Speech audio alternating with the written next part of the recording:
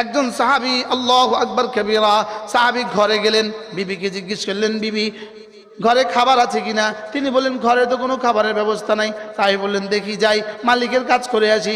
এবার সাহাবী হযরত মাওলানা ওমর পালনপুরের মধ্যে বলতেন, সাহাবী ভরলেন লোটা, করলেন ওযু, পড়লেন 2 রাকাত নামাজ, 2 রাকাত নামাজ পড়ে ঘরে ফিরলেন। ঘরে ফিরে জিজ্ঞেস করলেন, বিবি খাবার আসছে কিনা, খাবার হয়েছে কিনা? বলে আপনি না খাবার কিনতে গেছেন, খাবার আসবে কোত্থেকে? আমার মালিক বলছে আচ্ছা, মালিকের কাজ করছিলাম, মালিক বলছে একটু পরে দিবে। আবার গেলেন, আবার পড়লেন 2 রাকাত নামাজ, আবার আসলেন, খাবার আসে নাই, না মালিক বলছে পরে দিবে। আবার গেলেন, আবার পড়লেন 2 রাকাত নামাজ।